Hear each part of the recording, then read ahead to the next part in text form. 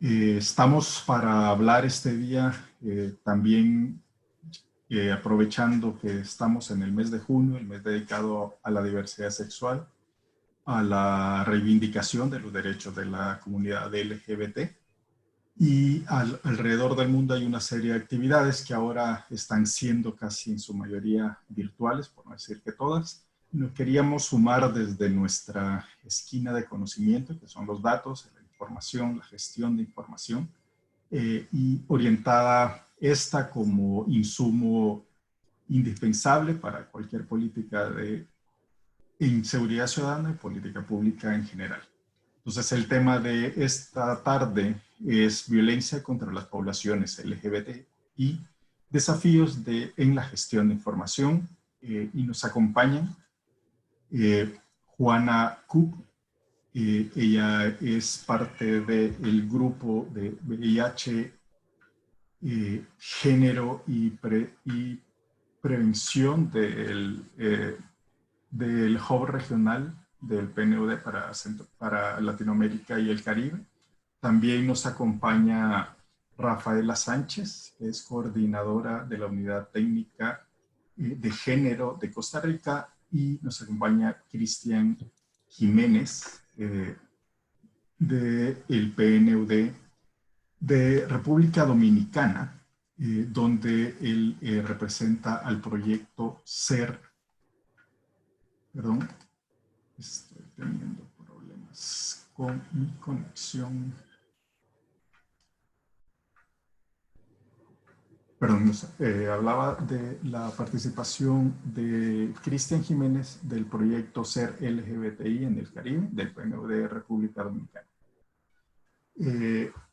La agenda del día de hoy consta con la introducción que está a cargo de Jairo Acuña, team líder de Gobernabilidad y Paz. Luego pasaremos a hablar del contexto regional a nivel de Latinoamérica, a cargo de Juana Cook, la experiencia de Costa Rica a cargo de Rafaela Sánchez, y luego la experiencia de República Dominicana con Cristian Jiménez. Indicaciones generales es que quien nos acompaña puede ir anotando sus preguntas o comentarios en la sección de preguntas y respuestas que da la herramienta de Zoom o en el chat mismo.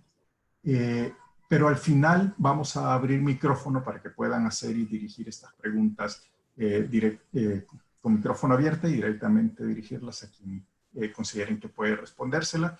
Y también todos nuestros panelistas pueden aportar a las respuestas colectivas. Sin más preámbulo, vamos a empezar. Bienvenido, Jairo, a este Data Acción. Adelante. Buenas tardes, Elmer. Buenas tardes, colegas. Es un gusto compartir con ustedes nuevamente en este 7º webinar Data Acción y ir profundizando cada semana en algún tema relevante particular. Como le hemos mencionado anteriormente, nosotros en el Programa de las Naciones Unidas para el Desarrollo y en el Centro Regional para América Latina nos complace muchísimo el asocio que tenemos con USAID a través del proyecto regional InfoSegura como nuestro brazo de apoyo a los países de Centroamérica y República Dominicana a entender mejor cuáles son las dinámicas de violencia, seguridad ciudadana, cómo apoyamos en la recolección de datos para fomentar políticas basadas en evidencia y en datos. Así que nos complace muchísimo el día de hoy profundizar un tema que es muy relevante, ¿no? La violencia contra las poblaciones LGBTI+, desde los desafíos de la gestión de información en temas de seguridad ciudadana. Rápidamente, bueno, el título lo reconocerán, es básicamente el artículo 1 de la Declaración Universal de Derechos Humanos, que es importante, es una idea simple pero radical. Todos los seres humanos nacen libres e iguales en dignidad y derechos. ¿Esto qué significa? ¿No? Que cuando hablamos de seguridad ciudadana, tenemos también que entender cuáles son las vulnerabilidades de los diferentes segmentos de la población, los diferentes grupos indistintamente de su orientación, sus rasgos o sus particularidades. La gobernabilidad democrática en clave de derechos humanos, ¿qué significa? La gobernabilidad efectiva. Bueno, aquella gobernabilidad que genera oportunidades de inclusión, de participación, de transformación institucional y muy importante de convivencia en paz para todos los sectores. La mantra de la Agenda 2030 que nos rige es el no dejar a nadie atrás. Esto incluye a todos los segmentos de la población. El COVID-19 y la recuperación nos presenta un nuevo desafío, pero también nos presenta una oportunidad para renovar este contrato social e impulsar gestión de servicios de calidad centrados en las personas, centrados en los seres humanos. Y como lo decía anteriormente, la Agenda 2030 es inclusión. Sin embargo, tenemos un reto de estadística, un reto de información. Siguiente lámina, por favor. Tenemos alguna información sobre los niveles de tolerancia de la población hacia población LGBTI+, y lo que analizamos es que en América Latina y el promedio tenemos más aceptación del derecho a postularse a un cargo público por parte de las personas LGBTI+, que la aceptación del derecho al matrimonio igualitario, ¿no? Y ahí vemos un poco en estas láminas, en todos los países consistentemente se da esa niveles de tolerancia. Pero la población LGBTI más también sufre de violencia, sufre de discriminación, sufre de exclusión. Ahí tenemos algunos datos sobre el número de homicidios contra población, contra este segmento de la población en Guatemala, El Salvador y Honduras. Y hemos visto en algunos casos como El Salvador un crecimiento preocupante. En El Salvador pareciera que hay una reducción, y en Honduras también ha habido un aumento. Pero tenemos que mejorar la calidad de ese dato, tenemos que mejorar la calidad de la información para proponer políticas públicas basadas en esta evidencia. ¿Qué es lo que hacemos en el PNUD en estos temas? Con el tema, Juana Cook nos va a detallar con más amplitud todo el trabajo del PNUD, pero desde el punto de vista de seguridad ciudadana es, bueno, cómo presentamos la evidencia con estos nuevos conocimientos que permita generar información más estratégica, más desagregada, y datos para el impacto de la desigualdad y la exclusión en todos los sectores de la población. Y cómo aumentamos las capacidades para promover acceso a espacios de transformación, diálogo y generación de oportunidades de desarrollo y de cohesión social particularmente. Pero hay un dato adicional que yo quisiera con esto terminar, y es la siguiente lámina. Qué difícil es conseguir información sobre estos temas.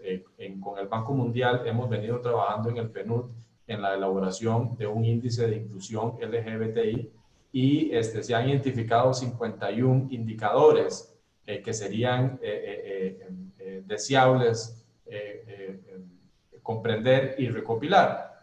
Lamentablemente, de estos 51 indicadores, solamente 9 de ellos se tiene información que se puede utilizar inmediatamente. Esto es apenas un 18%. ¿Qué significa esto? Que ese es el desafío, uno de los desafíos principales. ¿Cómo recopilamos esa información para entender realmente cómo podemos incluir y ser más inclusivos en la respuesta de este sector de la población? Muchas gracias, Elmer y colegas de Infosegura. Agradecerle a Juana Cook del equipo de VIH y SIDA y Prevención por su participación. En el equipo de gobernabilidad hemos insistido bastante que la importancia de la seguridad es su integralidad, que la seguridad ciudadana no pasa en el vacío y que la gobernabilidad nos llama a tener procesos integrales de respuesta para no dejar a nadie atrás. Así que con esto los dejo. Muchísimas gracias, Juana, por acompañarnos, y Elmer, te devuelvo el micrófono. Muchas gracias, Jairo, por esta introducción.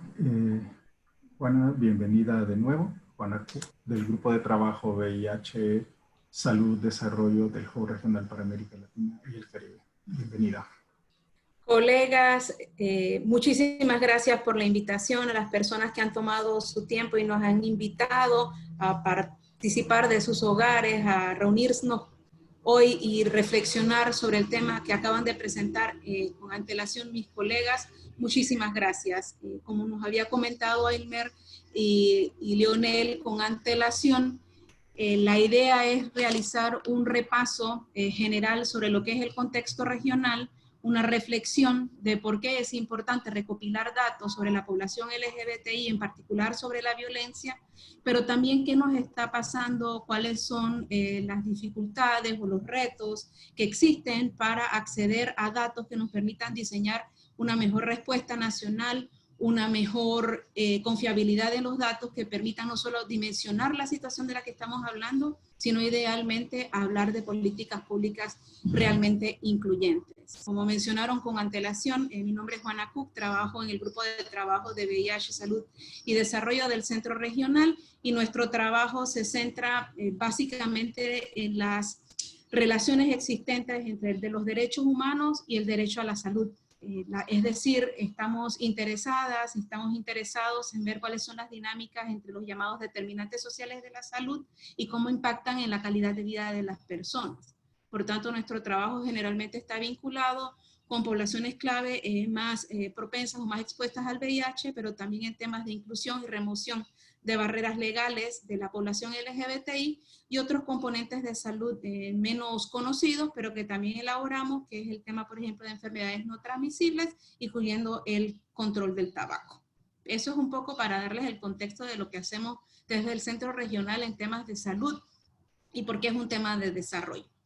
Ahora bien, creo que es importante cada vez que hablamos de violencia hacia la población LGBTI, reconocer que estamos ante una situación de discriminación, una situación de violencia que es histórica, que es sistémica y que por lo tanto afecta todos los niveles de socialización de las personas. Eso quiere decir que la violencia que experimentan las personas LGBTI les afecta negativamente, tiene repercusiones en la forma en que se relacionan con ellas mismas, con sus familias, con sus comunidades, pero también con respecto a las instituciones. Es decir, lejos de estar hablando de números, lejos de estar hablando como que hay personas que opinan en redes sociales que se trata de un tema novedoso, es un tema de moda. La verdad es que estamos hablando de la vida de las personas. Y es importante tener esa conciencia cada vez que hablamos de estos datos, porque no estamos hablando de temas triviales, sino de reclamaciones que se sustentan en la dignidad inherente a la condición humana de todas las personas, incluyendo las personas LGBTI. Entonces, vamos a ver si pasamos a la siguiente. Ups. Vamos a hablar de algunos números, porque como les comentaba, es necesario contextualizar esta realidad a la que estamos hablando, de la que estamos conversando. Hay que estar conscientes que las llamadas, mal llamadas terapias de conversión todavía se practican hoy en día en 68 países y de manera, señala el relator especial de las Naciones Unidas para asuntos de orientación sexual e identidad de género, de manera bastante frecuente en América Latina y el Caribe. Que a nivel del mundo hay 69 países que todavía criminalizan las relaciones consensuadas entre personas adultas del mismo sexo, y 9 de esos países están ubicados en el Caribe, es decir, en nuestra región. Que al menos 15 jurisdicciones continúan penalizando la identidad o la expresión de género de las personas trans, utilizando para ello las llamadas leyes de travestismo, suplantación y el uso de disfraz para el engaño. 4 de esos países también están ubicados en nuestra región, con modificaciones importantes por jurisprudencia, con el caso destacado de Guyana. Imposible hablar de la violencia contra las personas LGBTI sin hacer triste mención a los casos de homicidio, transfemicidio y femicidio de las personas LGBTI, y destacando que según informes de algunas redes de sociedad civil, de agosto del 2014 a agosto del 2019, han existido, se han reportado, contabilizado 1.300 asesinatos de personas LGBTI tan solo en los 9 países que se destaca en la presentación. Ahora, ¿por qué la necesidad de datos específicos. Cuando se ha dicho tan claramente, creo que es llover sobre mojado intentar hacer otras expresiones. Creo que el informe Reconocimiento de los Derechos de las Personas LGBTI de la CID, que se realizó una nueva edición recientemente, lo deja muy claro. Necesitamos datos porque es importante visibilizar cuáles son los desafíos y también para procurar establecer mecanismos de rendición de cuentas de parte de los estados con respecto al reconocimiento de los derechos de las personas LGBTI. Lejos de lo que a veces se comenta, la población LGBTI no pide para sí derechos especiales, unos derechos distintos a los derechos humanos de las otras personas, pero sí sufren dificultades en el acceso efectivo de estos derechos por las condiciones históricas, sistémicas de violencia a las que hemos hecho referencia con antelación. En la medida en que tengamos datos confiables, podemos visibilizar esa situación y ello implica en sí mismo un reconocimiento de que las personas LGBTI existen, de que sus necesidades son reales y que su ciudadanía es plena. Pero también podemos medir la efectividad de las medidas que hemos estado implementando, hacer los ajustes necesarios, pero también establecer las fuentes de recursos, tanto económicos como humanos, para mejorar la respuesta. Finalmente, logra dimensionar en la realidad, en datos que puedan ser contrastados, cuál es la discriminación sufrida por las personas LGBTI. En este sentido, hay que reconocer que en los países de las Américas, los avances en temas de la recolección de los datos es muy dispar entre los países.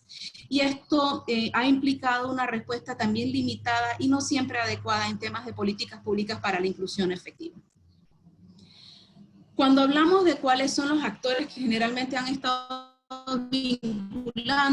vinculados en la recolección de datos sobre la violencia de la población LGBTI, invariablemente tenemos que hacer referencia a la cooperación internacional y a los sectores académicos, y sobre todo a la sociedad civil.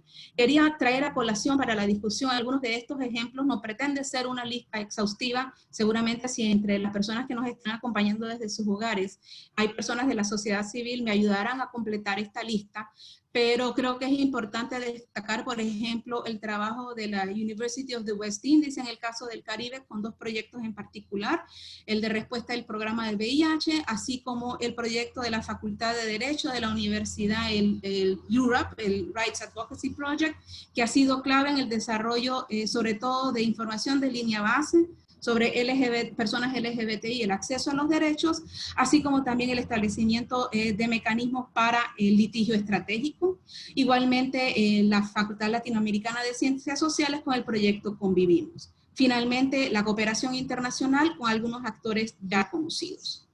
Con respecto a la sociedad civil, reiterar y recalcar que han sido los principales responsables, los actores que han impulsado y de manera reiterada han estado trayendo a la discusión estos temas de necesidad de recopilación de datos. En este sentido está la CBC y el COIN, mi compañero Cristian va a dar algunos de los ejemplos, RedLAC Trans, así como la Red Regional de Información sobre Violencia LGBT, que tiene un sistema de información sobre violencias de la población disponible en Sin Violencia LGBT.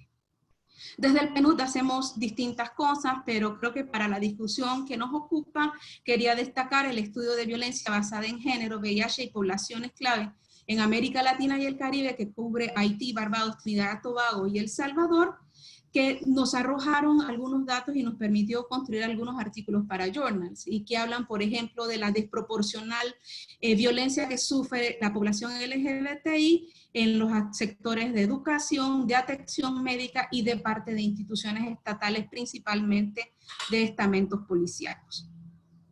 Finalmente, nos preguntaban cuáles son los retos en esta recopilación de datos, y tenemos unos resultados de un estudio que hicimos específicamente sobre hombres gays, bisexuales y otros hombres que tienen sexo con hombres en El Salvador, que nos arrojó esta conclusión que creo que puede darnos una idea de cuáles son esos cuellos de botella. Casi todos los participantes en este estudio del PNUD reportaron haber sufrido violencia física, emocional, sexual de parte de fuerzas de seguridad pública. La mayoría señala que esa violencia fue dirigida a ellos, ellas y ellas precisamente por su expresión de género o su orientación sexual, y esto ha tenido un impacto en su salud emocional.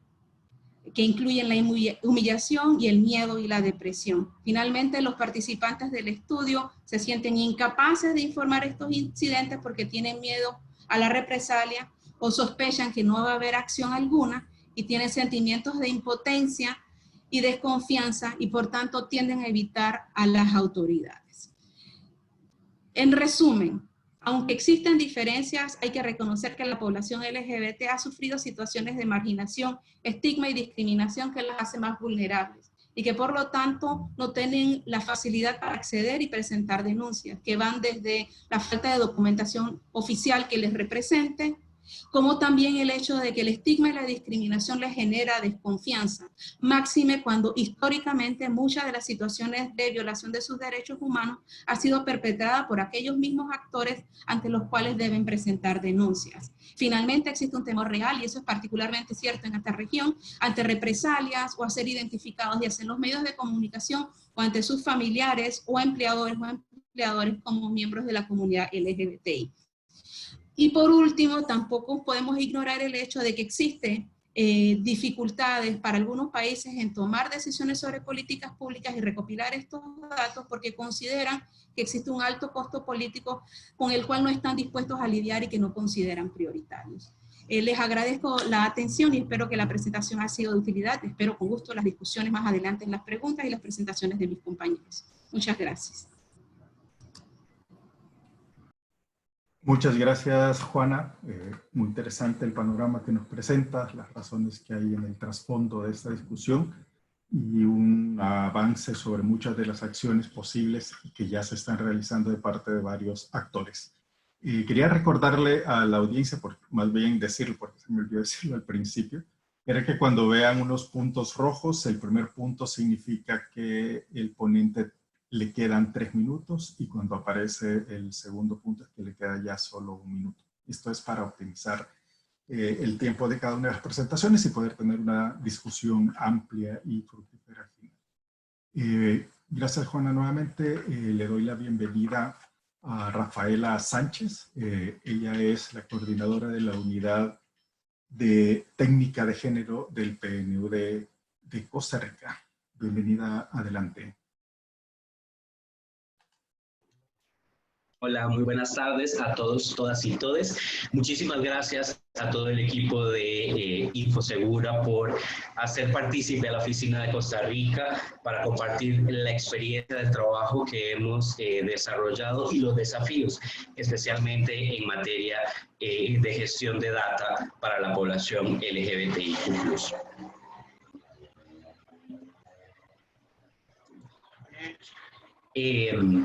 Bueno, algo muy importante, tomando precisamente los retos de los que nos hablaba Juana, es fundamental y algo que comprendemos en la Oficina de Costa Rica, además del alto compromiso que tenemos para la protección, la eliminación y la igualdad de las personas LGBTIQ+, es poder reconocer que las formas de discriminación para la población varían. A veces, históricamente, ¿verdad? Cuando hablamos de LGBTIQ+, pensamos que las condiciones son las mismas. Es cierto, hay formas de discriminación que parecen ser transversales, que están asociadas a las normas sociales, que continúan perpetuando esta idea, ¿verdad?, de grupo minoritario, de población enferma o población que atenta contra los dogmas, en fin. Esos pueden ser ejes transversales de la discriminación, pero es fundamental reconocer que estas vivencias de discriminación y violencia varían si sos gay, si sos lesbiana, si sos bisexual, si sos trans, si sos intersex, si sos una persona no binaria. Entonces, eso es un punto fundamental en nuestro análisis. Y teniendo en cuenta estas variables, lo fundamental es poder reconocer la ruta de discriminación que caracteriza precisamente esas formas de violencia y exclusión que viven las personas. Y no se trata, por supuesto, de, bueno, sufren más las mujeres trans que las mujeres lesbianas. No, no. La lógica es entender, para poder tomar decisiones efectivas en materia de política pública, en materia de protección frente a esta ruta de vulnerabilidad, es reconocer estas características que tiene para cada una de las poblaciones. Y tenemos que dar un paso adelante precisamente en esto, porque las formas de intervención con las diferentes poblaciones varían en función de esas necesidades que han sido creadas por este sistema que excluye y violenta a la población. Ahora sí, la siguiente. Costa Rica ha dado pasos fundamentales para avanzar en el reconocimiento de los derechos de la población LGBTIQ+, de manera general y de manera específica, justo de lo que les mencionaba, de las especificidades de cada una de las poblaciones que están dentro de este grupo, ¿no? Recientemente, con mucha alegría, entra en vigencia el matrimonio civil igualitario. También en el año 2019 y de implementación en el año 2020 desarrollamos la Estrategia Nacional de Capacitación y Sensibilización para personas funcionarias del Poder Ejecutivo, de todas las instituciones del Poder Ejecutivo, y acá además de participar en la formulación de la estrategia, en el proceso de implementación, la Oficina de Costa Rica forma parte permanente en asesoría, capacitación y orientación, y además lideramos la Comisión de Movilidad, Infraestructura y Ordenamiento Territorial para la implementación de este plan de capacitación. Cabe mencionar con este plan que en el año 2016 se crea un decreto ejecutivo, el cual establece, por un lado, el principio de igualdad y no discriminación para toda la población LGBTIQ+, y de la misma manera la importancia de la respuesta de las instituciones públicas para garantizar la eliminación de dicha discriminación. Una de las consideraciones fundamentales de este decreto es que crea las comisiones institucionales de igualdad y no discriminación LGBTIQ+, las cuales tienen la responsabilidad a lo interno de sus instituciones de crear todos los mecanismos necesarios para eliminar las formas de discriminación contra la población. Y es precisamente esta estrategia nacional la que viene a ofrecer capacitación, herramientas a todas las personas funcionarias para garantizar una mejor atención a las necesidades de la población, pero también eliminar las formas de discriminación y violencia en los servicios que se ofrecen. También en el 2018 se crea un decreto ejecutivo que permite el cambio de nombre, imagen y sexo en los documentos registrales de administración pública para las personas trans, lo cual fue un avance fundamental en el reconocimiento de los derechos de la población trans en el país. La siguiente.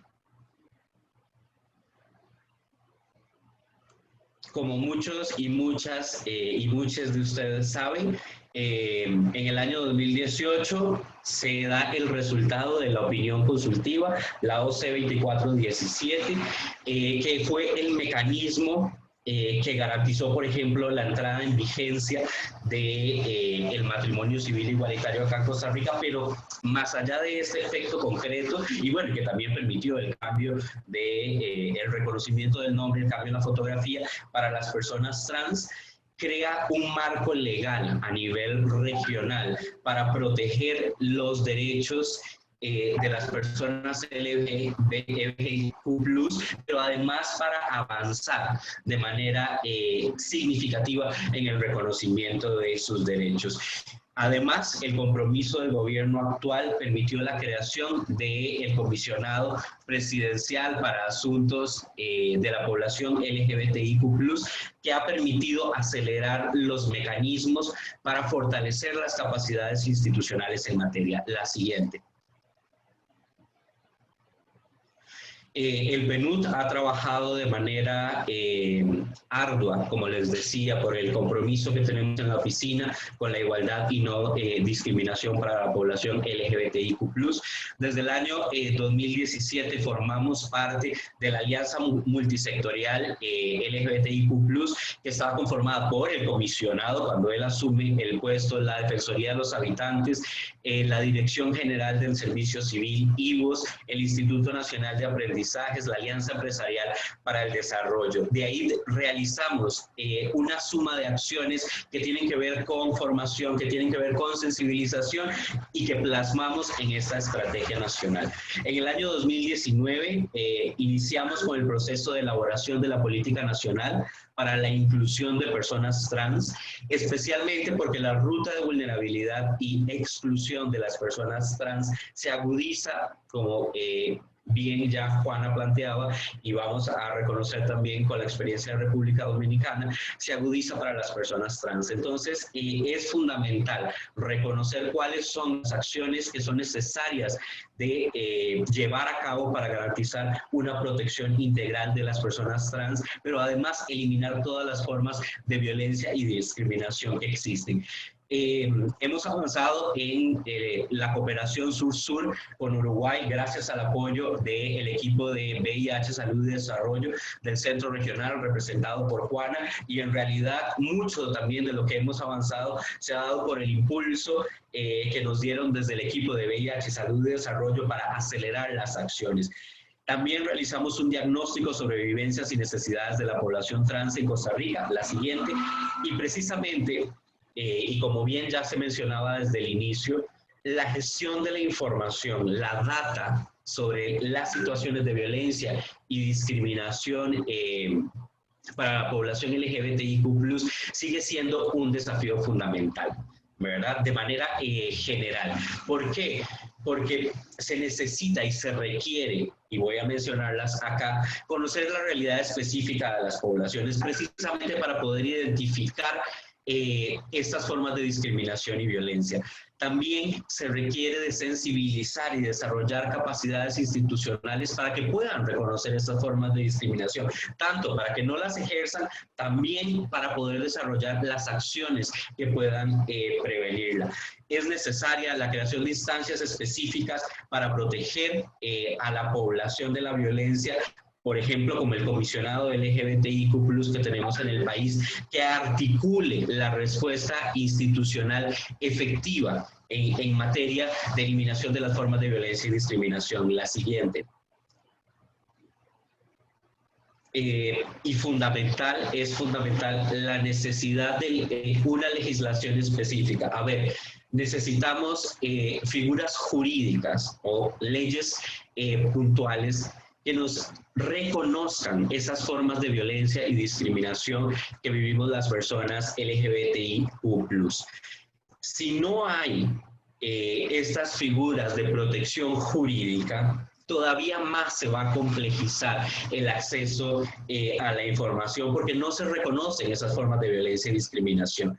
Se necesita este abordaje legislativo para garantizar la protección.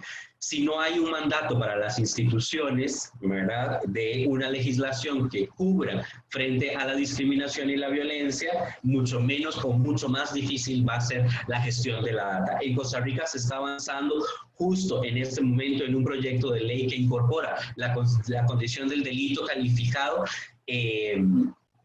los motivos asociados a la orientación sexual, la identidad y la expresión de género, lo que significaría un avance significativo, valga la redundancia, para poder reconocer estas formas de violencia y discriminación que vive la población en Costa Rica. Y finalmente, la urgencia, y ya se está avanzando en esto, de un observatorio sobre la situación de las personas trans. Se necesita tener una plataforma que articule, ¿verdad?, no solamente de manera cualitativa, que de eso hay muchísimo, sino de manera cuantitativa, la realidad de violencia y discriminación que vive la población LGBTIQ+. Ya para concluir, solo contarles, hace 4 días, literal, hicimos viral en Twitter, en Facebook, en Instagram, una situación que sucedió 5 días atrás y que fue un video que se grabó en TikTok, donde están 2 chicas trans que están en comercio sexual en pleno San José, y pasa un grupo de hombres y las rocían, las fumigan con un químico y ellas quedan intoxicadas y suben esto a un TikTok para que ustedes vean cómo se legitima, ¿verdad? Y se continúa habilitando culturalmente las formas de violencia y discriminación contra las poblaciones LGBTIQ+. Muchísimas gracias. Muchas gracias, Rafaela, por tus aportes. Les recordamos a todos que tanto Juana, Rafaela y Cristian van a poder ampliar información basándose en preguntas o comentarios que haga la audiencia después de la participación de Cristian, a quien le doy la bienvenida como parte del proyecto Ser LGBTI en el Caribe del PNUD de República Dominicana. Bienvenido, Cristian, adelante. Gracias. Buenas tardes a todas, todos y todes, y saludos desde la República Dominicana. Espero que suban la... Pues le voy a compartir un poco de la experiencia que tenemos en República Dominicana, que está en proceso, sobre la gestión de la información de la violencia a personas LGBTI. Quizás comenzar primero explicándoles el marco normativo que tenemos en el país. Solo estas legislaciones, de alguna u otra manera, mencionan las categorías de orientación sexual e identidad de género dentro del principio de no discriminación. Por ejemplo, aunque la Constitución Dominicana no habla sobre esas dos categorías, entendiendo el derecho como progresivo y debe respetar a las personas, la cláusula de por otra condición personal se entiende que incluye también a las personas LGBT. Sin embargo, las leyes como la Ley de Juventud, VIH, el Código Procesal Penal, Habeas Data, Ley de Partidos y la Ley de la Policía Nacional sí incluyen la categoría de orientación sexual. En el caso de la Ley de VIH es la única que incluye la categoría de identidad de género. Y la última ley, que es la Ley sobre Violencia Intrafamiliar, no habla de ninguna de las dos categorías, pero se puede utilizar porque cuando habla de violencia intrafamiliar habla de personas que conviven y no distingue géneros. Siguiente. A pesar de que tenemos esas leyes, son las únicas que tenemos, eso significa que hay un gran vacío respecto al reconocimiento de la identidad de género, a la sanción de la discriminación o violencia basada en la orientación sexual e identidad de género, entre otros derechos que son necesarios reconocer basado en esas características. Uno de los datos más preocupantes actualmente es este que presento. Es un dato colectado por organizaciones de la sociedad civil como Transa, el Observatorio de Derechos Humanos de Personas Trans y el voluntariado LGBT. Desde 2006 a la fecha se han dado 48 asesinatos de mujeres trans. Los desafíos que experimentamos respecto a este tema en República Dominicana son los siguientes. Los que voy a presentar ahora son, porque hice consultas con el Estado, con personas de la sociedad civil que trabajan en el tema, y desde el Estado, desde la Procuraduría General de la República, la magistrada Anisa Cruz, quien se encarga de la Unidad de Derechos Humanos, me dijo que uno de los mayores desafíos es la ausencia de una legislación que permita entonces el reconocimiento de la identidad de género de las personas trans. El hecho de tener esa legislación o que la misma administración pública desarrolle políticas respecto a la recogida de datos sobre esas características, le permitiría a ella, dentro de su trabajo, poder colectar esos datos. Hasta ahora, como veremos en las próximas diapositivas, la información oficial, o sea, no tenemos información oficial sobre violencia de personas LGBTI emanadas de organismos contra la persecución criminal. Sin embargo, esa tarea la ha llenado, esa brecha la ha llenado la sociedad civil. Otro de los desafíos que enfrenta el Estado también es entender cómo colectar esa información. Se entiende que deberían ser las mismas personas que se autoidentifiquen a la hora de realizar una denuncia, pero como sabemos, en una sociedad donde existen grandes prejuicios a la diversidad sexual, y donde no hay espacios o entornos propicios, muy difícilmente las personas tienden a autoidentificarse. Tampoco el Estado entiende que es su trabajo designar la orientación sexual o identidad de género de las personas. Otro de los desafíos es que esa unidad de derechos humanos dentro de la Procuraduría tiene una limitación de recursos humanos y económicos. Todavía está en progreso el proceso de sensibilización del Ministerio Público sobre la sensibilidad a los ciudadanos y ciudadanas LGBTI, y también el software que se diseñó y que maneja el sistema de justicia no incluye esas categorías. Por lo tanto, el dato no se puede introducir sin primero unas políticas claras y luego que eso cambie el sistema y un Ministerio Público sensibilizado. Siguiente. La sociedad civil, por su parte, hablé con Rosana Marzán, de Diversidad Dominicana, con Rosalba Karina Crisóstomo. Me refirieron que los desafíos que enfrentan principalmente es el desinterés de muchas personas LGBTI y el entender de la importancia de participar en encuestas que la misma sociedad civil realiza. También lo que ya mencionaba, el estigma y discriminación a la hora de presentar denuncias de casos. También la ausencia de un análisis interseccional de cómo también la violencia contra personas LGBTI se conecta con violencias como el racismo o una persona con discapacidad o el mismo hecho de ser mujer, lesbiana, su estado migratorio, su estado de apatridia. Hace falta un análisis más profundo de cómo la violencia impacta de manera diferenciada a las personas LGBTI. A la vez hay una brecha de información sobre poblaciones más específicas, como mujeres lesbianas, bisexuales, personas intersexuales y queer, porque aunque se ha levantado cierta data sobre hombres gay, mujeres trans, sobre todo porque gracias a los proyectos que están vinculados al área de salud y VIH, estas poblaciones no suelen ser incluidas en esas iniciativas. Siguiente.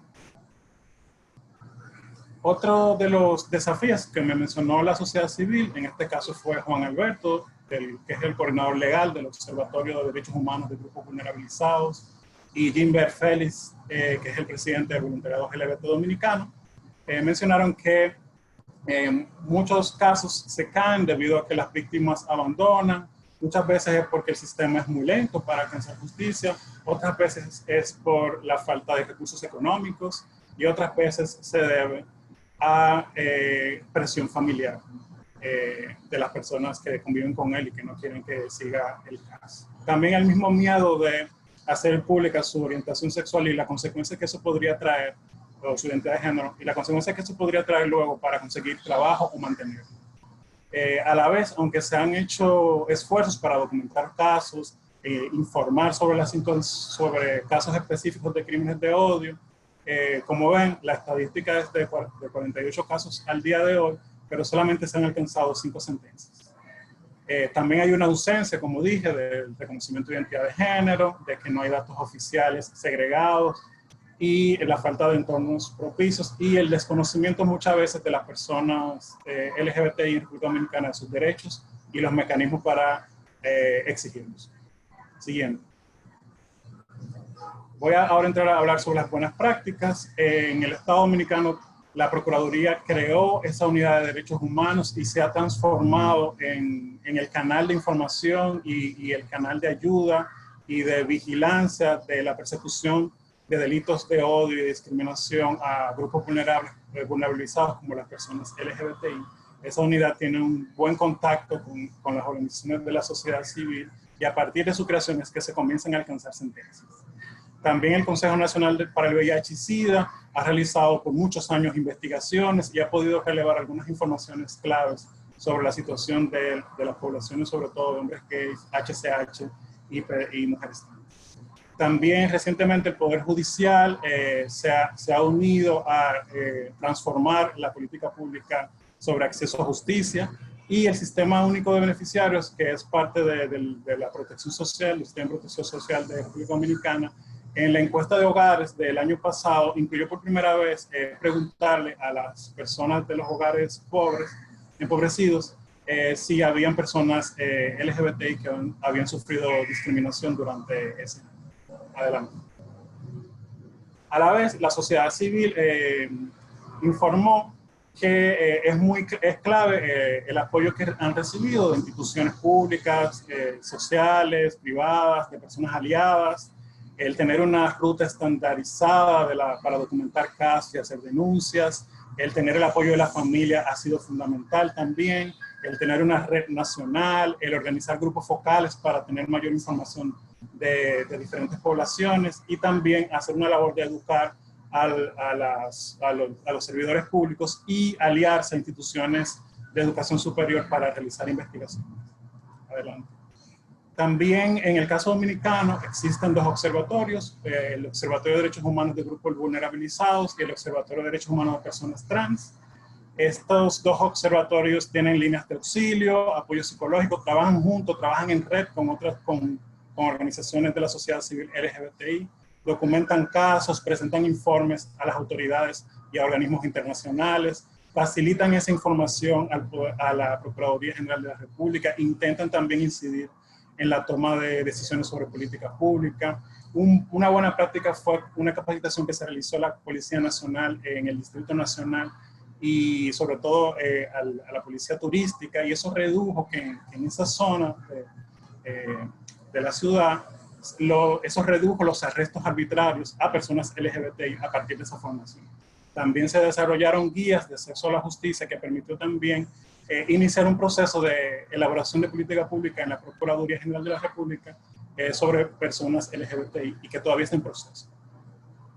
Desde el PNUD hemos realizado también algunas buenas prácticas. El año pasado hicimos un diálogo nacional que permitió unir a sociedad civil, gobierno, sector privado, iglesias, medios de comunicación, cooperación internacional y definir 71 recomendaciones para dar seguimiento. Entre ellas, recomendaciones sobre recogida de datos y enfrentar la violencia a personas LGBTI. Ahora en el proceso de COVID, dentro de una encuesta de hogares impactados, incluimos también la identificación de personas LGBTI en esos hogares. Tenemos, junto con la Universidad Autónoma de Santo Domingo, planificado este año realizar una encuesta nacional LGBTI justamente para llenar ese vacío, esa brecha de información que se necesita para la formulación de política pública, así como estamos apoyando investigaciones de ONGs este año sobre acceso a la justicia, sobre violaciones a derechos humanos en Santiago, que es en el norte de la isla, y también un informe nacional sobre la situación de derechos humanos e inclusión. Siguiente. Culmino con algunos de los avances. Estos avances están en proceso. Algunos, por ejemplo, como los planes nacionales que pueden ver aquí, incluyeron por primera vez medidas y acciones hacia personas LGBTI para garantizar sus derechos y prevenir la violencia. También podemos mencionar como un avance esta cercanía entre instituciones del Estado y la sociedad civil para trabajar juntos, para reportar casos, para dar seguimiento a esos casos. El mismo hecho de tener 5 casos judicializados es también un avance en términos de acabar con la impunidad. Y también los protocolos que se están realizando desde el Poder Judicial y la Procuraduría, donde se identifican pautas para los fiscales y los jueces, proteger los derechos humanos de la persona LGBT y su acceso a la justicia. Muchas gracias. Muchas gracias, Cristian. Agradezco a los 3 ponentes que hemos tenido, a él, a Juana y a Cristian, por haber utilizado su tiempo y optimizado dándonos toda esta información, todos estos datos. Probablemente resulte abrumadora así de golpe y por eso vamos a pasar a esta sección de preguntas y comentarios, donde cada uno podrá ampliar información o podemos escuchar comentarios de otras prácticas, otras experiencias en otros sitios, parte de la audiencia que nos escribe y que nos se venda ahora.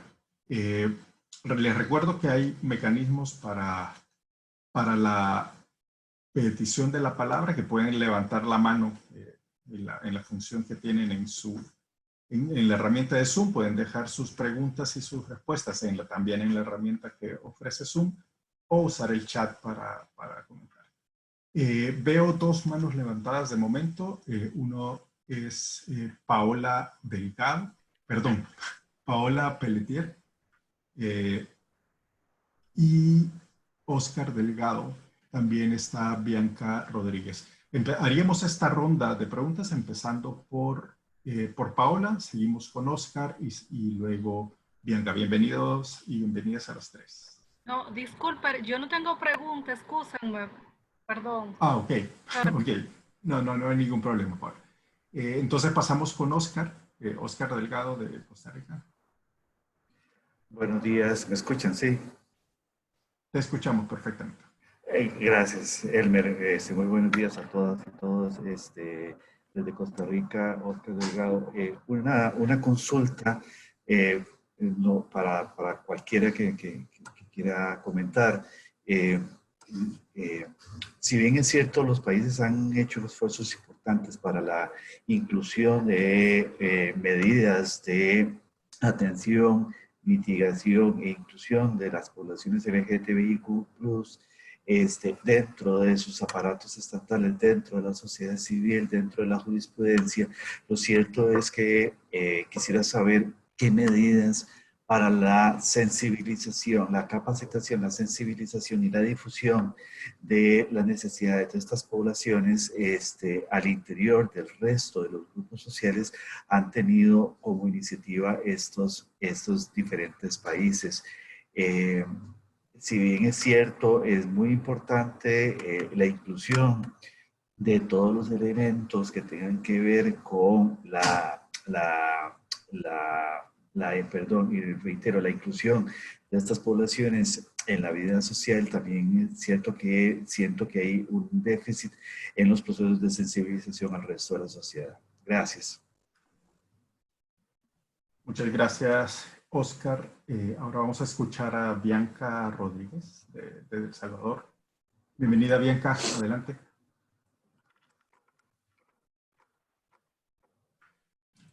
No te escuchamos. Tienes que abrir tu micrófono. ¿Se escucha ahora? Perfectamente. Ahora te escucho. Hola, buenas tardes.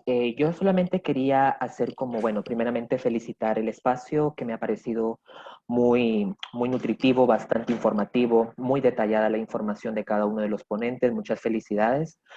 A mí me surge una pequeña duda para la ponente de Costa Rica. El año pasado, en una de mis visitas a la ciudad de Costa Rica, se sostuvo en las oficinas de la Defensoría del Pueblo, me parece, una primera reunión para poder definir los marcos jurídicos y legales para determinar los crímenes por odio. Yo recuerdo que en esa primera reunión donde estuve de invitada, y donde estuvieron también muchos invitados de la sociedad civil, quisiera saber si siguieron los avances con esas reuniones, qué es lo que han obtenido como sociedad civil y si realmente ya existe como un mecanismo o un borrador de definición para los crímenes de odio, que es lo que no se ve reflejado mucho en Costa Rica, y me parecería muy importante que lo expresaran. Bueno, aquí en El Salvador sí tenemos un marco jurídico legal que sí contempla, tipifica y castiga a los crímenes de odio. Desgraciadamente la práctica es deficiente y sumamente decadente por parte de los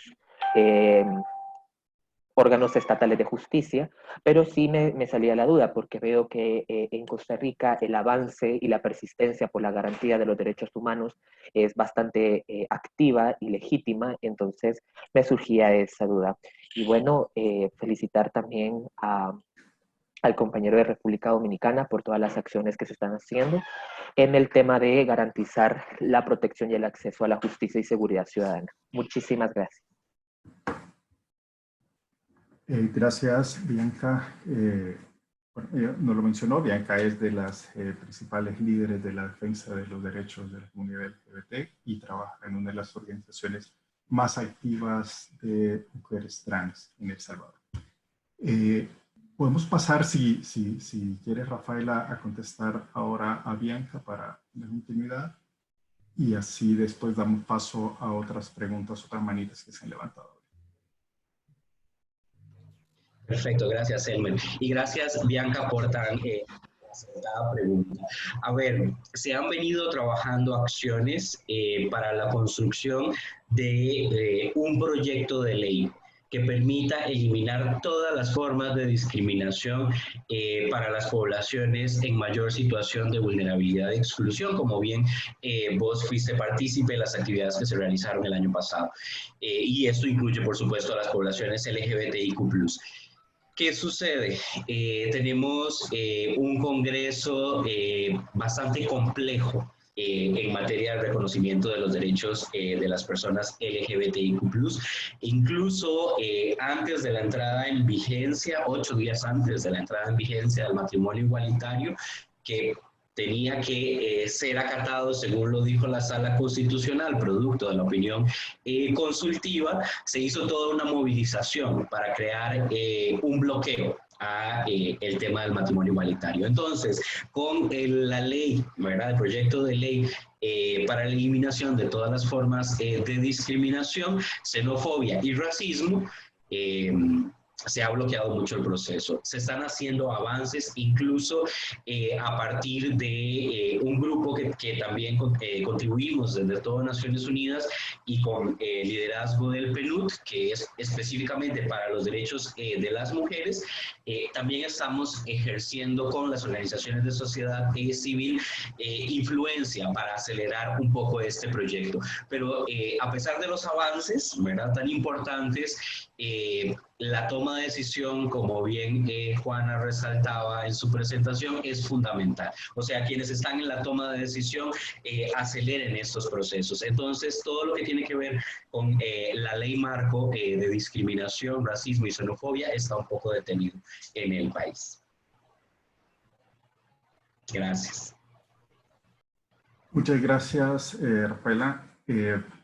A ver, hay una pregunta también de Brenda Muñoz, donde indica que es la primera vez que se incorpora a nuestros webinars y hace una pregunta que le pediría responderla, que puede ser muy útil para todos los demás, porque nos están pidiendo que hiciéramos una breve explicación de qué significa LGBTIQ+.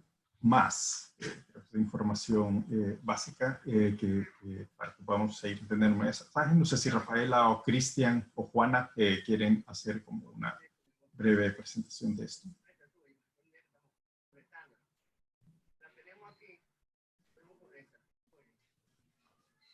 ¿Colegas? Te escuchamos, Juana. Bueno, yo me quedo con LGB y DJI y Q+ para los colegas para repartirnos las respuestas. ¿Les parece?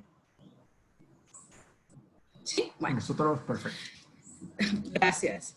La L hace referencia a mujeres lesbianas, es decir, a las mujeres que son atraídas sexual o emotivamente hacia otras mujeres. La G se hace referencia a gay, es decir, a hombres que se sienten sexual o afectivamente atraídas hacia otros hombres. Y la B es las personas bisexuales, es decir, aquellas personas que se sienten atraídas sexual o emotivamente, independientemente del sexo de la persona a la que nos hace referencia a ese interés. Así que dejo las otras letras para los colegas. B y T. Bueno, ya dije LGBTI. A ver, Rafaela. ¿Rafaela? Muy bien. No lo quería decir yo.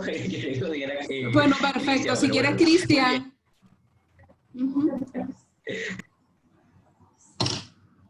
Si no, entonces lo avanzo, ya no pasa nada. La T se refiere a las personas trans, que somos las personas que hacemos una transición en nuestros cuerpos del sexo registral con el que nacimos y con la identidad que nos impusieron hacia el sexo, cómo nos definimos y la identidad con la que nos sentimos más a gusto. Algo súper importante para comprender las vivencias de las personas trans: no todas las personas trans utilizan procedimientos quirúrgicos o farmacológicos para hacer transición, y esto es muy importante. Días atrás estaba en otra capacitación y las personas preguntaban, pero ¿cómo hago yo para entender? Bueno, y para entender a las personas trans o saber quién es quién, ¿verdad? La parte más importante es el respeto, ¿verdad? Nombrar a las personas por cómo se definen a sí mismas, y esto es la clave con las personas trans, especialmente cuando las personas trans no hacen cambios físicos o orgánicos en sus cuerpos. Y listo, dejo a Cristian para que responda qué es la I.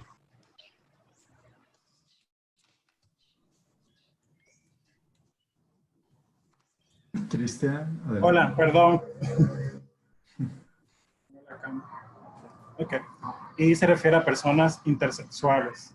Son personas que nacen con características sexuales que suelen ser identificadas como un ambiguo, ya que no obedece a una estética de un cuerpo masculino o femenino.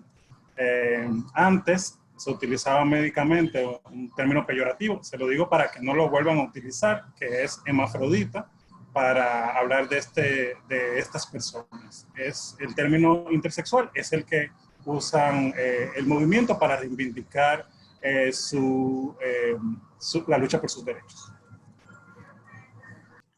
Y bueno, finalmente, si no tenemos nada que agregar, Cristian o Rafaela, tenemos la Q y el más. Hay algunas personas que consideran que no es de su interés identificarse con uno u otro sexo, y existen también personas que se consideran no binarias. Pueden hacerse referencia como queer o personas género no binarias. También hay personas que se están cuestionando.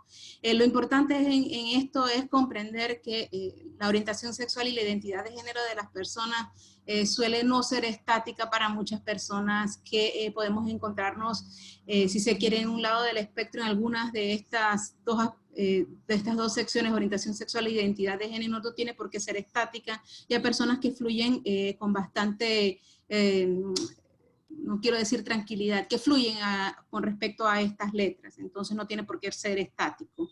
Reiterar también, y disculpen porque estas discusiones son necesarias, son importantes, pero me siento tan limitada porque no tengo hojas enfrente en mis tableros con el que generalmente explico estos conceptos, que una cosa es la orientación sexual y generalmente la estamos identificando con las letras LGB, y otras tienen que ver también con las identidades, que generalmente hace referencia a ateos, géneros no binarios, género cuestionadas, y otra es la letra I, que se refiere específicamente a cuerpos que nacen con atributos físicos o cromosómicos distintos a los que generalmente asociamos a los sexos binarios o a los géneros binarios. Yo sé que esto no es fácil comprenderlo, más cuando uno está tratando de explicar en un webinario, pero creo que lo que es importante es, si tenemos curiosidad y si no estamos claros y claras, hay bastantes recursos en el internet para aprender sobre el tema, y lo más importante de todo, como señala Rafaela, es que si tenemos dudas, preguntemos con respeto y en condiciones de dignidad a la persona a la que nos queremos referir, o en el mejor de los casos, hacer uso de los recursos que existen disponibles. Muchas gracias, Juana, y reitero la invitación a buscar información en fuentes confiables. Vamos a tratar de compartir ya sea en Twitter o en nuestra cuenta de Facebook, y en la publicación que se haga luego de sobre este webinar, información que les pueda ayudar con este tema.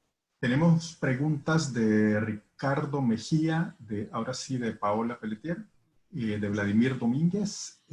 Vamos a hacer una ronda por eso, después voy a proceder a leer algunas de las que están en el chat y en la sección de preguntas. Adelante, Ricardo, te escuchamos. Y les pido, por favor, a quienes pregunten que se identifiquen, y si representan alguna institución o tienen a bien indicarnos para tener el contexto desde donde hacen la pregunta. Gracias. Adelante, Ricardo. Sí, muchísimas gracias, Elmer, por la oportunidad. Saludos, Juana. Muchos saludos, y a todos los demás panelistas. Yo soy Ricardo Mejía Miller, soy el oficial de proyectos de género para el Programa de Naciones Unidas para el Desarrollo. La pregunta es rápida y una preocupación que tiene que ver con el rol que nosotros tenemos en nuestros proyectos de desarrollo con las instituciones para la comprensión en las instituciones del tema LGBTIQ+. Por ejemplo, aquí en Panamá no tenemos un respaldo de una política pública como tal para evitar la discriminación por orientación sexual o identidad de expresión de género, así que no tenemos como un marco que nos apoye. Entonces, la pregunta concreta es, desde nuestro rol como Naciones Unidas, ¿cómo podemos contribuir? Solamente para hacerlo como discusión, yo hago el esfuerzo, pero es sumamente difícil, sobre todo lo vimos ahora con por la pandemia, cuando desde las mismas instituciones se promovía la discriminación hacia principalmente las personas trans. Gracias, Ricardo. Guardamos la pregunta y se responderá en una ronda de respuestas más adelante, después de Paola y después de Vladimir. Paola, tienes la palabra ahora. Muchas gracias. Gracias. Miren, mi nombre es Paola Pelletier, trabajo para el proyecto de justicia de USAID, contratista Chemonix International. Mi sección es de grupos vulnerables y derechos humanos. Justamente conversando con Cristian de PNUD y con la colega Danisa Cruz, que es la Procuradora de Derechos Humanos, tenemos un desafío con la captura y registro de datos estadísticos de la población LGTBIQ. Es decir, cómo es lo justo para capturar la data. Es decir, por ejemplo, las denuncias o otro servicio cualquiera, las personas no le escriben, sino que son recibidas vía computadora por el servidor público. ¿Qué criterios se pueden usar para registrar? El primer desafío es que el sistema oficial de captura de datos estadística, que normalmente son plataformas electrónicas, primero permita a campos que capturen el dato de alguna manera. ¿Cuál es el procedimiento? Es mi pregunta también. Si tenemos que entregar un formulario para cada persona, pero no es para ellos solamente, es para toda la población. Imagínense una fiscalía barrial, al día te llegan casi 700 casos. Y mi otro punto es, por ejemplo, hay otros criterios de captura de información. Yo no soy experta en monitoreo de la evaluación, pero lo digo por cómo podemos ayudar a esto. Aún en ausencia de legislación, si hay voluntad. Por ejemplo, en otros criterios que se han usado es si el objeto del caso es discriminación per se, por ejemplo, violencia o violencia entre pareja o porque no me pagaron el alquiler y me están votando por ser lesbiana. Entonces sería capturado la estadística como que es una situación de persona LGTBI. Yo quisiera un poquito más de orientación, si nos pueden ayudar con esto, para mejorar los registros y captura de datos y el procedimiento respetuoso de las personas de la población LGTBI, porque no hay data en la República Dominicana. Gracias. Muchas gracias, Paola. Vamos a cerrar esta ronda de preguntas con Vladimir Domínguez y luego retomamos una ronda de respuestas y vamos a leer las otras preguntas que están aquí. Adelante, Vladimir, bienvenido. Gracias, Elmer. Soy Vladimir Domínguez, trabajo en el PNUD, el Buró Regional para América Latina y el Caribe. Infosegura es mi segunda casa, así que estoy muy contento de ver queridas y queridos colegas, a las y los panelistas. Un gran gusto, Rafaela, Cristian, encantadísimo de escucharles nuevamente, Juana, por lo mismo. Quizá un comentario muy rápido, felicitar definitivamente este esfuerzo, la necesidad de abordar estos temas nunca es suficiente, siempre estamos necesitando que el tema se mantenga en los diferentes foros y es mucho de reconocer sobre el tema específico que nos trae a esta discusión. Bueno, todo el tema de la gestión de información, definitivamente creo que podemos estar de acuerdo en que datos y cifras más fidedignos sobre la situación que enfrentan la comunidad LGBTI, situaciones de inseguridad, de violencia, no solamente generan un impacto inmediato y mayor concienciación de lo que se vive, de lo que sucede, pero que también nos ofrece realidades y destapa necesidades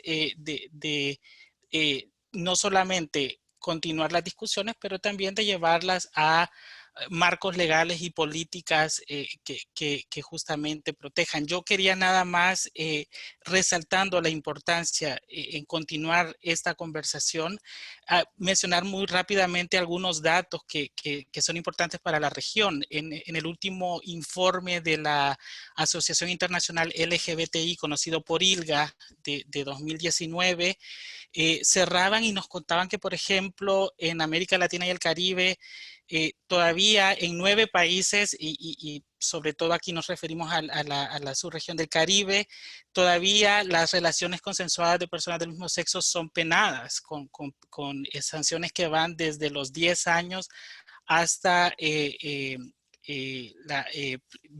prisión de por vida, que es el caso, por ejemplo, de Barbados y Guyana. Solamente 3 de 33 países en la región ofrecen seguridad constitucional contra la discriminación de personas LGBTI. 10 de estos 33 ofrecen algún tipo de marcos legales que protegen contra la discriminación, y de estos 10, bueno, como lo decía Bianca Rodríguez, a quien también me dio un gran gusto escuchar, habría que también evaluar más en detalle su efectividad. Luego, protección contra discriminación por empleo, únicamente existen 14 de 33. Y acá 2 datos interesantísimos para la discusión. La responsabilidad criminal por actos u ofensas basados en discriminación por orientación sexual solo existen 10 de 33 países, mientras que una prohibición explícita a incitar el odio a estos grupos en 8 de 33. Entonces, yo creo que el reto está allí. O sea, hay mucho por hacer todavía. Definitivamente, de nuevo, la gestión de información se hace relevante y se hace necesaria porque es lo único que puede evidenciar. Y en eso, felicitar el esfuerzo de Infosegura, que creo que está marcando definitivamente un paso y un precedente importante en la región sobre cómo se gestiona la información y cómo se puede utilizar para llegar, como decía, a políticas y marcos legales que en el caso de las poblaciones LGBTI les protejan y también hagan valer sus derechos. Muchísimas gracias. Gracias, Vladimir. Teníamos pues, preguntas sobre criterios para la captura de datos en el registro de hechos de violencia contra la población que había hecho Paola. Y también preguntaba Ricardo Mejía sobre acciones que se pueden hacer desde la institucionalidad. Creo que Vladimir respondió parte de lo que Ricardo estaba preguntando. No sé, con el tema de los criterios en la captura de datos, si Cristian, Rafaela, Juana tienen alguna experiencia que compartir al respecto.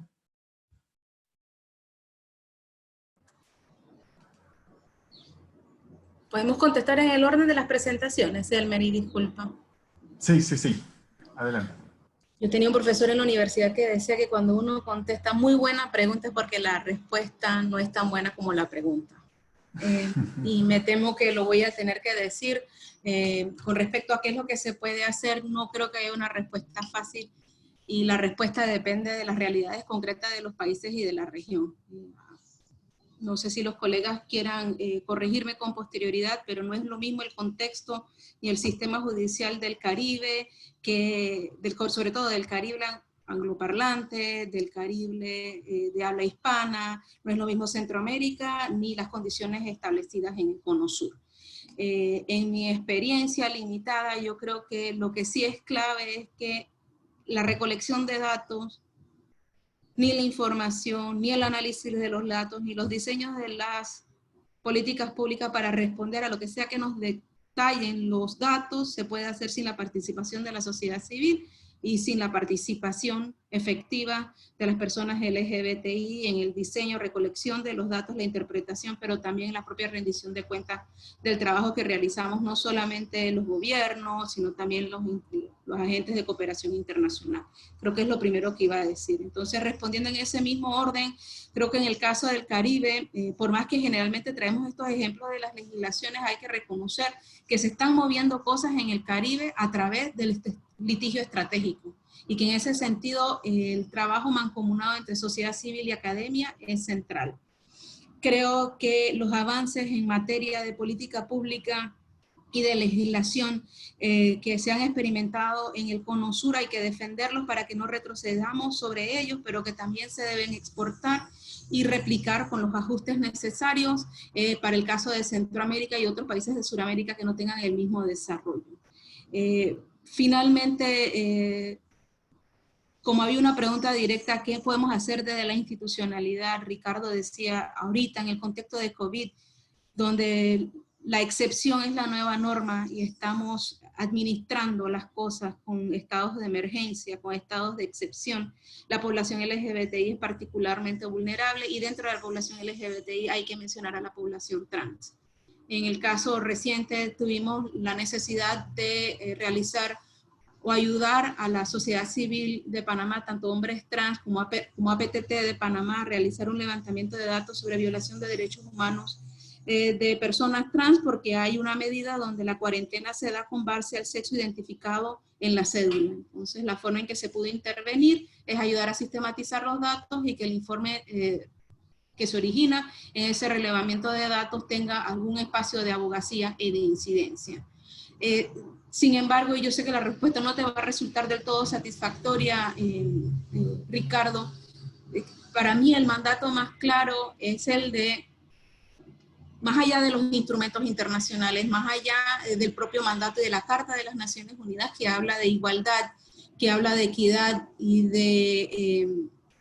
de un trato sin discriminación. Los Objetivos de Desarrollo Sostenible nos dicen que no debemos dejar a nadie atrás, y no solamente no dejar a nadie atrás, sino llegar a aquellos más excluidos primero, que es el mandato de los estados al sistema de Naciones Unidas. Entonces, eso es un llamado para, por lo menos, mínimamente, tener esta perspectiva de inclusión LGBTI en los propios proyectos y acciones que encaminamos en la medida de lo posible.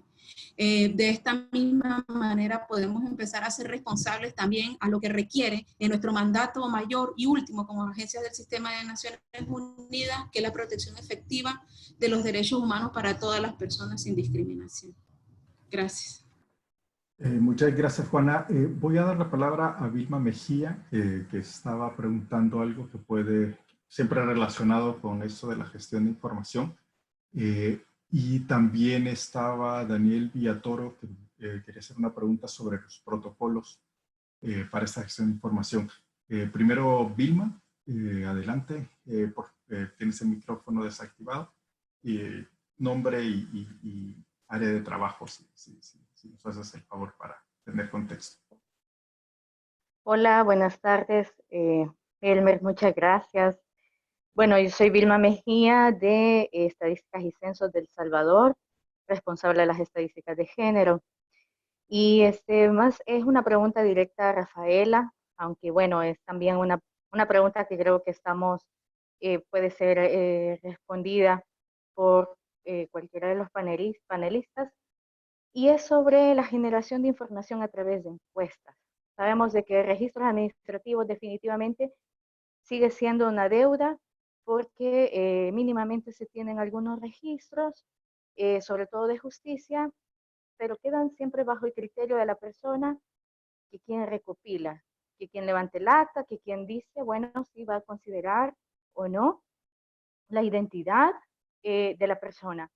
Entonces, pero más allá de los registros administrativos, que es también un reto muy grande, porque pasa también por marcos legales y voluntades políticas, en materia de encuestas, preguntaba específicamente en Costa Rica, ya que Rafaela decía muy bien que ahora se cuenta con un marco legal, y sí, precisamente es como la base para poder trascender a lo que no se tiene, y por tanto, pues una de ellas es información que no se tiene. Entonces, mi pregunta concreta es si se tienen encuestas nacionales, si se tienen tal vez no censos, porque también hay un debate muy fuerte sobre incorporar la identidad de género, incorporar orientación sexual en los censos de población y vivienda, dado que no es un cuestionario que se conteste individualmente.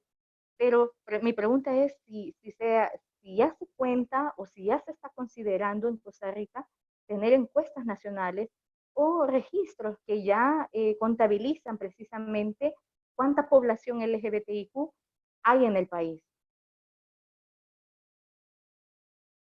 Muchas gracias. Muchas gracias a ti, Vilma. A ver si unimos una pregunta más que iba sobre los protocolos. Daniel, adelante. Abres el micrófono para que te escuchemos.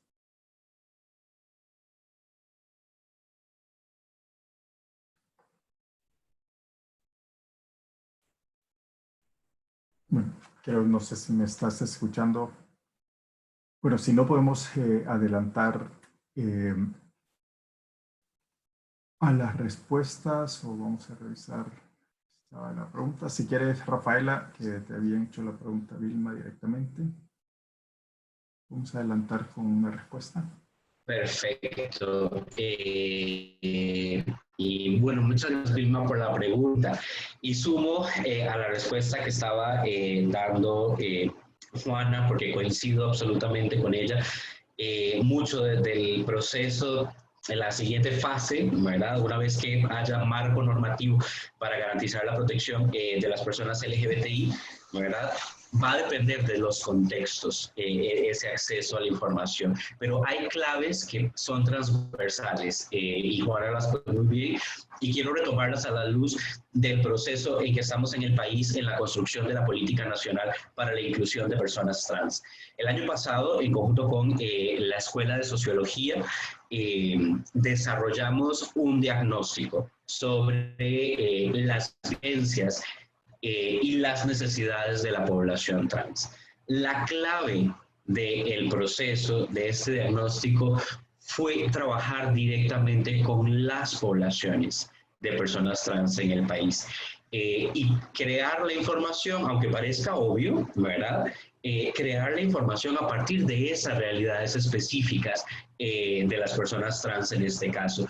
Fue un proceso de 1 año de recolección de información porque sí quisimos conocer además desde la perspectiva interseccional qué significa esto. Conocer la realidad de una mujer trans migrante sin documentos al día. Conocer la realidad de un hombre trans con discapacidad, para poder tener, como les decía yo también al inicio, la especificidad de los contextos y las rutas de vulnerabilidad de las personas trans. Incluso fue muy interesante porque el diagnóstico del cual participé activamente con la Escuela de Sociología, hicimos recorridos nocturnos para tener, digamos, una mirada más etnográfica de la realidad específica de las mujeres trans que hacen trabajo sexual, ¿verdad? Y que está en comercio sexual. Entonces, poder, digamos, identificar desde la población las necesidades es clarísimo. Y en diciembre del año pasado, una vez procesada toda la información, hicimos un encuentro nacional de personas trans, donde participaron más de 120 personas trans de todo el país para validar los resultados. Fue un taller de un día entero, donde toda la información que recolectamos la validamos con la población. Entonces, estas son claves fundamentales. Otra clave fundamental es la identificación de personas aliadas dentro de las instituciones que lideran la respuesta, y esto es fundamental. Todas las personas jugamos un papel importante para poder eliminar la discriminación contra la población LGBTIQ+, pero quienes tienen la toma de decisión de puestos medios y puestos altos son clave para acelerar los procesos. Y sobre la pregunta específica de Vilma, precisamente todo el marco, digamos, habilitador que nos ha dado la OCE 24 y el avance específico nos llevó desde finales del 2018 y durante todo el año pasado a crear un instrumento específico que ha sido liderado por el Fondo de Población de Naciones Unidas para poder incluir en el Censo Nacional y en las encuestas nacionales de hogares la información sobre población LGBTIQ+. Pero la clave, y tuvimos muchas negociaciones y Vilma lo resaltó muy bien, porque hay toda una discusión de qué tipo de información es la que se puede, ¿verdad?, incluir, que no vaya a ser que cuando esa información se tenga, más bien se aumente la vulnerabilidad para las personas LGBTI, o sea, que sean fácilmente identificables, ¿no? Entonces, lo que hicimos fue incluir en esta propuesta las formas de violencia y discriminación que pudieran vivir las personas LGBTIQ+ en el país, de manera tal que el censo y la encuesta de hogares pueda compilar esos datos. Estamos en proceso, todo eso se ha venido haciendo con el Instituto Nacional de Estadísticas y Censos, y estamos en proceso de ya poder incluirlos y llevarlos a la práctica. Los instrumentos están disponibles, puedo compartirlos con el equipo de Infosegura para que puedan distribuirlos con quienes tengan interés para conocer cuál ha sido la propuesta que hemos venido desarrollando. Entonces estamos a puertas de poder hacer la recopilación de esa información. Muchas gracias, Rafaela, también a Vilma por la pregunta. Antes de dar la palabra a Daniel Villatoro, voy a incluir parte del comentario de Leonardo Sánchez, donde él hablaba precisamente del tema de los registros estadísticos. Él terminaba su comentario diciendo que los grandes logros a nivel político y social se han hecho con convicción y no con estadísticas. Cuando él se refería del riesgo de pretender saber cuánta es la población LGBT, que puede, por la imprecisión del dato censal, podría generar algún tipo de minimización del problema. Y dejo ahora a Daniel Villatoro, ahora sí. Adelante, Daniel. Buenas tardes, soy Daniel Villatoro, justo soy investigador de la Iniciativa Latinoamericana de Datos Abiertos en materia de los protocolos de información sobre las personas LGBT en Centroamérica. Y tenía la duda, Juana mencionaba cómo la sociedad civil y la cooperación, digamos, han liderado las buenas prácticas y los protocolos de la datificación. Y yo no sé si ustedes tienen un ejemplo de buenas prácticas de la colaboración entre estos actores y el Estado para la obtención de datos y sobre todo en los protocolos y en los procesos. Gracias, Daniel. Juana, alusión directa a ti la pregunta. Sí, me parecía que era importante destacar el informe del experto independiente que señala las normas, los lineamientos básicos para la recolección de datos asociados con personas LGBTI. Buenas prácticas que vinculen los datos de sociedad civil y Estado.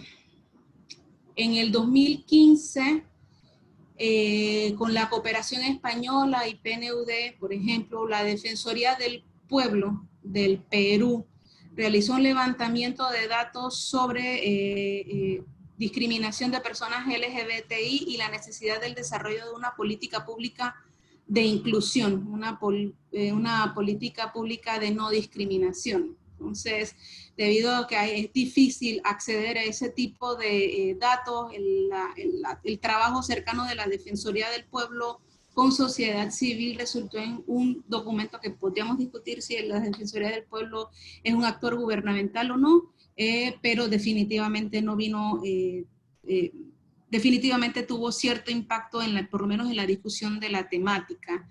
Desde la academia ha habido algunos desarrollos sobre el análisis de los datos asociados al VIH en los indicadores GAM, Daniel, desde el Programa Conjunto de las Naciones Unidas, ONU-SIDA, y su impacto en las políticas públicas para el diseño de respuestas nacionales, sobre todo al VIH, y la remoción de barreras legales, sobre todo en los países que están en proceso de finalización de proyectos del Fondo Mundial. No sé si Cristian y Rafaela tienen otros ejemplos de buenas prácticas, creo que República Dominicana tiene alguna. Y si me permites, Elmer, no es una lista exhaustiva, Daniel, con muchísimo gusto podríamos seguir buscando algunos de esos otros ejemplos y compartirles, pero sí quería responder un poco al tema de para qué contar a la población LGBTI. Creo que no se trata de determinar números sobre cuál es la población LGBTI. Finalmente, los derechos humanos no responden a si se trata de una mayoría o de una minoría, sino visibilizar la condición específica de un grupo particular de personas. Si los derechos humanos estuvieran supeditados a los números, habría poblaciones mucho más allá que las LGBTI que no tendrían acceso a los derechos humanos. Y yo sí me permito diferir un poco porque creo que en el caso de la violencia contra las mujeres, la recolección de datos cumplió un papel preponderante en el desarrollo futuro de políticas públicas y marcos legislativos para la protección efectiva de las mujeres. Y esos marcos se desarrollaron en gran parte de la mano de los observatorios de violencia de género que empezaron desde la sociedad civil y las defensorías del pueblo. Pero por favor, Rafaela y Cristian, si pudieran complementar, se los agradezco. Gracias, Juana. Rafaela se tuvo que retirar porque tenía un comentario. Ya son las 3:30. Hemos estado media hora más. Eso quiere decir que ha resultado interesante y provocador de conversaciones los temas expuestos hasta ahora. Vamos a rondarnos un par de minutos más para poder dar chance a Cristian si tenía algo que aportar, y vamos a revisar si hay alguna otra intervención o pregunta corta. Y bueno, Nos comprometemos a hacer una publicación pronto sobre este webinar y tratar de recopilar la mayor parte de información por la que se estuvo consultando y permitir también que las instituciones que se han sido mencionadas y que han aportado acá también puedan compartir sus experiencias en alguna dinámica digital o en una publicación. Cristian. Sí, solamente en República Dominicana podemos mencionar unas guías que fueron realizadas por el Observatorio de Derechos Humanos de Grupos Vulnerabilizados para el sector justicia. Te la podemos hacer llegar, Daniel. También desde la Procuraduría General de la República y el Poder Judicial se ha iniciado la redacción de esos protocolos también. Y todavía están en fase, bueno, el del Poder Judicial en redacción y el de la Procuraduría está pendiente de aprobación por el Consejo del Ministerio Público.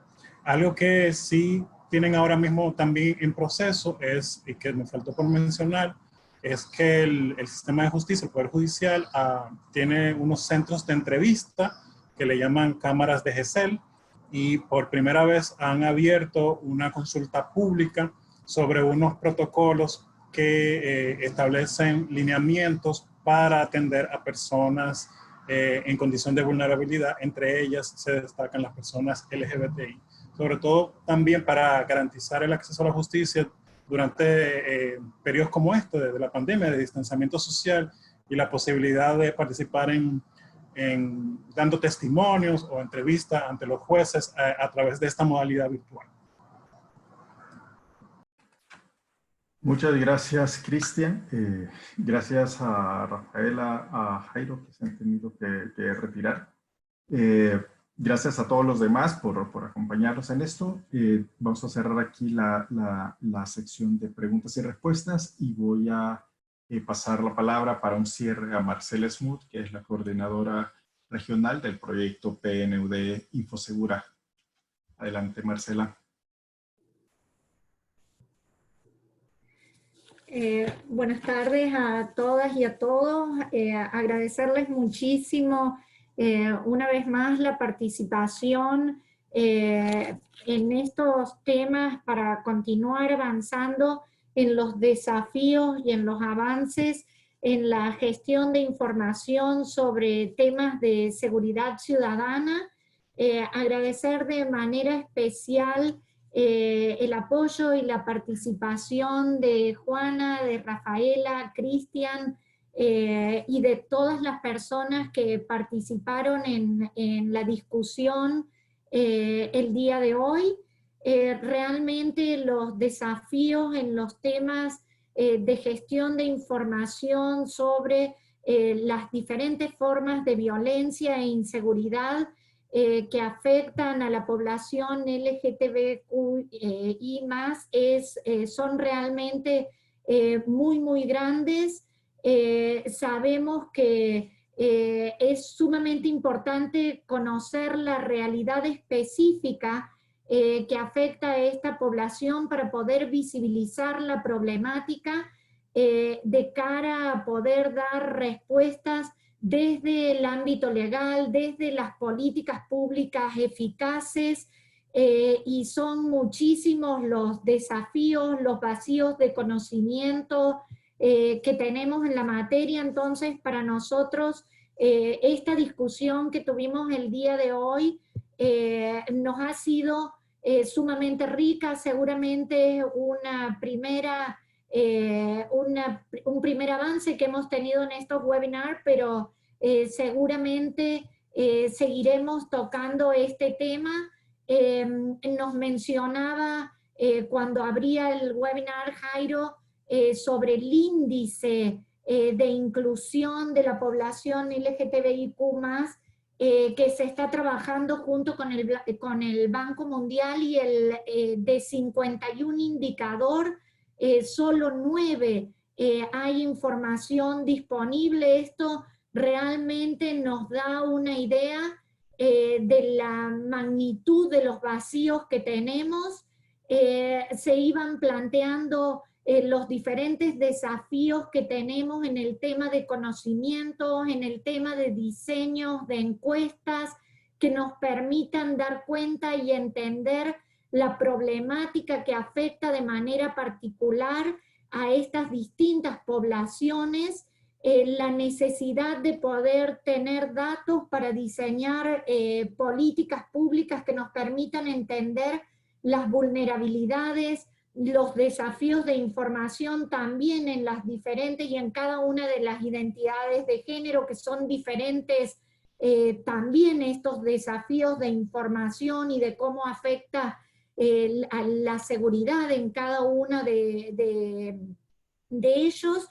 Y creo que hay avances importantes que nos pudieron compartir los colegas, de los cuales también tenemos que aprender y poder ir identificando estas brechas. Son elementos centrales para nosotros, y desde el proyecto regional Infosegura del PNUD esperamos poder continuar en generar información sobre las formas de violencia e inseguridad que afectan a los distintos grupos poblacionales, y poder avanzar en este tema de manera particular para no dejar a nadie atrás, como lo plantea la Agenda de Desarrollo Sostenible que suscribieron los diferentes países, y que realmente contribuye a dar respuestas multidimensionales a problemáticas tan complejas como este, y desde nuestro proyecto poder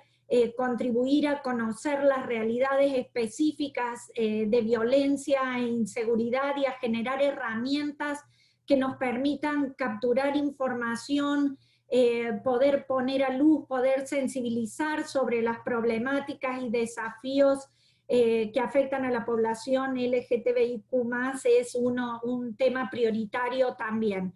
Entonces, queremos agradecerles por habernos acompañado el día de hoy, a todas y a todos ustedes, y como siempre también agradecer a USAID por el apoyo para trabajar conjuntamente en los temas de gestión de información en seguridad ciudadana, para avanzar en la construcción de sociedades pacíficas, justas e inclusivas.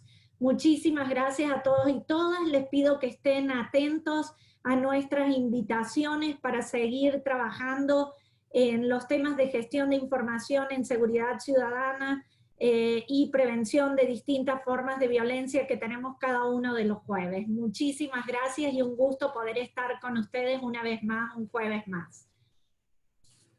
Gracias, Marcela. Gracias a todas y todos por su participación, panelistas y público. Esperamos continuar con estas discusiones tan enriquecedoras todos los jueves a estas 2 de la tarde, y por favor manténganse atentos a nuestras invitaciones, como decía Marcela. Cerramos acá este webinar. Recuerden que pueden encontrar más información en nuestra página infosegura.org y en nuestras cuentas de Twitter Infosegura PNUD, y en Facebook aparecemos como Infosegura CA. Muchas gracias de nuevo, pasen una feliz tarde y nos vemos el próximo jueves. Hasta entonces. Feliz tarde, muchas gracias. Buenas tardes. Gracias. Gracias.